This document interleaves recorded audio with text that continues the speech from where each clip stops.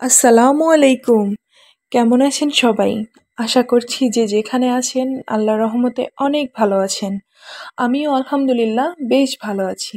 এই তো দিনের শুরুতে সকালটা দেখেন মাশাআল্লাহ দারুণ ছিল আর শীত, শীত পড়ে গিয়েছে। আর সকালে একটু ঠান্ডা হাওয়া বইছিল। তাই আমি ব্যাপারটা বেশ উপভোগ করছিলাম। এখনো অতটা শীত পড়ে নাই কিন্তু মোটামুটি পড়ে গিয়েছে। এই তো হালকা, হালকা মানে কুয়াশার মতো লাগে সকালবেলা। আর আমার বাসাটা মূলত ৪ তলা বিশিষ্ট একটা ফ্ল্যাট। আর আমি টপ ফ্লোরেই থাকি। এই তো দেখেন আমার বাসা সবুজে ঘেরা। অনেক বড়, বড় গাছ আমার বিল্ডিংয়ের আশেপাশ দিয়ে। তো ব্যাপারটা আমার কাছে মাশাআল্লাহ অনেক ভালো লাগে। আমাকে অনেকেই কমেন্টস করে যে, "আপনি কিভাবে ৪ তলায় থাকেন, টপ ফ্লোরে থাকেন? গরম লাগে না?" অনেকেই বলে। কিন্তু আসলে তো গরম যখন পড়ে সব জায়গায় তো গরম লাগে, তাই না? আর মানুষ তো পরিস্থিতির শিকার। আ যেখানে মানে যে যায় সেইখানেই তো সেট করে নিতে হয় নিজেকে, তাই না? তা না ছাড়া তো কোনো উপায় থাকে না। তো আসলে আমার ক্ষেত্রেও ব্যাপারটা একই রকম। কিন্তু আমি ব্যাপারটা বেশ উপভোগ করি। আর এই তো সকালবেলা উঠে আসলাম। হালকা পাতলা টুকটাক কিছু কাজ করে আমি এখানে দুধ জাল দিয়ে নিচ্ছি দেখেন। এর সময় আপনার আপনাদের ভাইয়া চলে আসলো দেখেন বাজার থেকে। আজকে যে সকাল, সকাল বাজার গিয়ে সে দেখি কি বাজার করে নিয়ে আসলো। আসলে আমি জানি না যে কি করলো আজকে। এই তো এখানে আমি সকালে ভাতটা উঠিয়ে দিয়েছিলাম রাইস কুকারে। দেখেন ভাতটা হয়ে গিয়েছে আর এখানে আমি ২ জায়গায় করে দুধ জাল দিচ্ছি। এটা হচ্ছে আমার বাবুর জন্য। আর এই সসপ্যানে জাল দিচ্ছি এটা মূলত আমি আজকে একটু পায়েস রান্না করব তাই জন্য। আর এরই মধ্যে আপনার ভাইয়া দেখেন আ কি, কি বাজার নিয়ে আসলো। এ এখানে হচ্ছে মাছ নিয়ে আসছে। আসলে এই মাছটা আমি কখনো খাই নাই। জানি না কি মাছ এটা।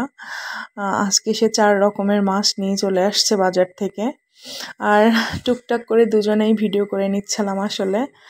আর আপনাদের ভাইয়া মাশাআল্লাহ অনেক কাজে হেল্প করে আমাকে। এই তো উনি আস্তে, আস্তে আমাকে সবকিছু আগায় দিচ্ছিল আর আমি দেখেন বের করে নিচ্ছি সবকিছু। এখানে ৪ রকমের মাছ আছে। সকাল, সকাল আসলে বাজার থেকে আ মানে এখানে আমাদের আ মূলত ক্যান্টনমেন্টের পাশেই বাজার। আ গেটের পাশেই বাজার। সকাল, সকাল গেলে হয়তো টাটকা মাছ পাওয়া যায়। এইজন্য আসলে সকাল, সকালেই করে নিয়ে আসে। এই তো হালকা পাতলা টুকটাক কাঁচা সবজিও নিয়ে চলে আসছে। এখানে ২ টা পেঁপে ছিল। আর এই যে গুঁড়া দুধের প্যাকেট নিয়ে আসতে বলছিলাম, তাও নিয়ে এসেছে। আর এখানে আসলে এই তো মাছ আজকে অনেক কাজ করতে হবে। আসলে কাজের শেষ নাই। যেদিন ছুটির দিন থাকে হয়তোবা সেদিনই আমার কাজের চাপ একটু বেশিই থাকে। কি করব আসলে ছুটির দিন অনেকই মানে চিন্তা করে রাখি যে একটু ফ্রিলি সময় কাটাবো কিন্তু আসলে হয়ে ওঠে না। সেদিনই কাজ একটু বেশি থাকে আমার। আর এই যে এখানে গরুর মাংস নিয়ে এসেছিল। আমি অল্প করেই নিয়ে আসতে বলেছি কারণ আমরা একটু রেড মিটটা একটু কমই খাই আসলে খাওয়ার চেষ্টা করি। কারণ আমাদের দুজনেরই আ হাই প্রেশার তার উপরে আমরা আবার একটু বেশি একটু হেলদি টাইপের।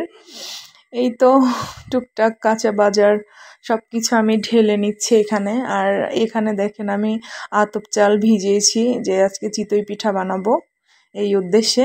তারপরে এই যে আমি গরুর মাংসটা তাড়াতাড়ি করে ধুয়ে নিচ্ছিলাম যে তাড়াতাড়ি একটু রান্না করে সকাল, সকাল একটু বসে সময় কাটাবো এইজন্য। এইদিকে আপনাদের ভাইয়া দেখেন ডাইনিং টেবিল পরিষ্কার করে দিচ্ছিল। আসলে একটা মেয়েদের চাওয়াই থাকে যে তার হাসব্যান্ডটা অনেক কেয়ারিং হোক, এটাই। আর এদিকে দেখেন আমি গরুর মাংসটা সমস্ত মশলা একসাথে মিক্সড করে মানে হাতে মাখিয়ে আমি উঠিয়ে দিয়েছি চুলাতে। এরই ফাঁকে আমি চলে আসলাম মাছ ধুতে। এক, এক করে সবগুলা মাছ আমি ধুয়ে নেব। আর মেয়েদের কাজের তো কোনো শেষ নাই। তার উপরেও সংসারে আসলে কাজই শেষ হইতে চায় না। এত কাজ তার উপরে কোনো না কোনো কাজ আবার চোখের সামনে চলে আসে। এদিক দিয়ে আমার মাংস রান্নাটা প্রায় হয়ে যাচ্ছিল। আর আমি সব মাছ সুন্দর করে ধুয়ে পরিষ্কার করেই যে পলিব্যাগ করে বেঁধে নিয়েছি ফ্রিজে ফ্রোজেন করে রাখবো এইজন্য। আর এই তো দেখেন আমি ফ্রিজে রেখে দিলাম।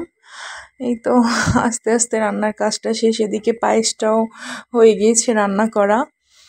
তারপরে এই যে নেড়ে দেখছিলাম যে কেমন হইল। কাজের ফাঁকে ফাঁকে রান্নার ফাঁকে ফাঁকে কাজ, এই সব মিলে আসলে আমার দিন চলে যায় প্রতিদিন। এই তো এখানে বাচ্চার দুধ জাল দিয়ে নিচ্ছে, আর আমার বাচ্চার দুধ তো আমি রেগুলারই জাল দিই, কারণ আমার বাচ্চা দুধ খায় অনেক, মাশাল্লাহ ও শক্ত খাবার খায়, তার সাথে সাথে দুধও খায়। এই তো মাংস রান্নাটা দেখিয়ে দিলাম। তারপরে আপনাদের ভাইয়া এই তো খাচ্ছে দুপুরবেলা, মেয়েকে সাথে করে নিয়ে খাবার খাচ্ছিল। এই তো ওরা বাবা মেয়ে একসাথে বসে খাচ্ছিল। আসলে সেই সময়টাতে আমি হালকা একটু ক্লিপ নিয়ে নিলাম আপনাদের জন্য। আর এই তো বিকেলবেলা সেই আসলাম চালটা ব্লেন্ডারে ব্লেন্ড করতে, যে আজকে একটু চিতই পিঠা বানাবো। আসলে এই যে মোটা মাংস রান্না করলেই আমার না ইচ্ছা করে যে এরকম একটু চিতই পিঠা বানিয়ে তার মাংসের ঝোল দিয়ে আসলে খেতে, আমার ব্যাপারটা কিন্তু অনেক ভালো লাগে। এই তো চলে আসলাম, এই তো পিঠা বানাবো এখন। আর বিকেলবেলা মনটা কেমন যেন একটু নাস্তা নাস্তা করে, আসলে কি করব, খেতে ইচ্ছা করে। এই তো আজকে আসলে আমি অনেক দিন পরেই চিতই পিঠা বানাচ্ছি, জানি না কেমন হবে। আমি আসলে এই পিঠাটা বানাতে ভীষণ ভয় পেতাম। তারপরেই তো আস্তে আস্তে এক এক করে বানিয়ে নিচ্ছিলাম, দেখেন চিতই পিঠা। আর আমার হাজব্যান্ড কিন্তু আমাকে অনেক কাজে হেল্প করে, এই ব্যাপারটা আসলে অনেক ভালো লাগে। এদিক দিয়ে আমার নিজেকে অনেক লাকি মনে করি, অনেক ভালো লাগে আসলে ব্যাপারটা। এই তো কাজের তো কোনো শেষ নাই, সকাল থেকে একবারে রাত পর্যন্ত টুকিটাকি কাজ লেগেই থাকে আসলে মেয়েদের, আসলে এটা বলে শেষ করার মতো না। এই তো আমি এক এক করে পিঠা বানিয়ে নিচ্ছিলাম। আর দেখেন আপনাদের সাথে পিঠাগুলো একটু শেয়ার করলাম যে আমার পিঠা কেমন হয়েছে। মাশাল্লাহ ভিডিওতে হয়তো বোঝা যাচ্ছে না, আমার পিঠাগুলো কিন্তু অনেকটাই ফুলকো ফুলকো হয়েছিল।